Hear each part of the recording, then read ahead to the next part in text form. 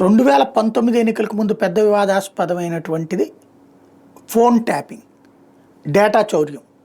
Pegasus అనేటటువంటి software Israel నుంచి భారత్లోని కొన్ని రాష్ట్ర ప్రభుత్వాలు G2G కింద కొనుక్కోవడం, బట్ దానికి కేంద్రం అనుమతి తీసుకోకపోవడం. అలాగ తీసుకున్నటువంటిది ఆంధ్రప్రదేశ్లో ప్రభుత్వం తరపున తీసుకున్నారు, కానీ ప్రభుత్వం తీసుకోలేదని చెప్పింది. ఓ ప్రైవేట్ సంస్థ తీసుకుంది. ఆ ప్రైవేట్ సంస్థ అప్పుడు ఉన్నటువంటి ఇంటెలిజెన్స్ చీఫ్ ఏబి వెంకటేశ్వరరావు గారి అబ్బాయికి సంబంధించినటువంటి సంస్థ. దాని ద్వారా మా ఫోన్లు ట్యాప్ చేశారన్నట్టు వైఎస్ఆర్ కాంగ్రెస్ పార్టీ చేసిన ఆరోపణ.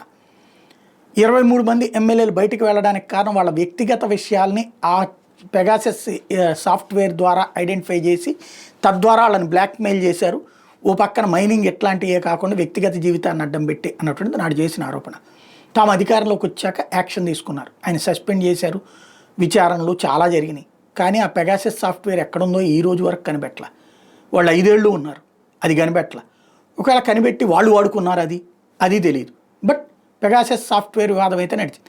ఇప్పుడు ఏబీవీ ఏకంగా వైఎస్ఆర్ కాంగ్రెస్ పార్టీకి ధమ్కీ ఇస్తున్నారు. జగన్ని పొరపాటు కూడా అధికారంలోకి రానినంటున్నారు.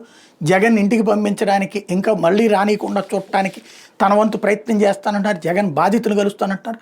ఇప్పుడు ఈ సందర్భంలో వీళ్ళకు ఒక అయాచితమైనటువంటి వరం లభించింది.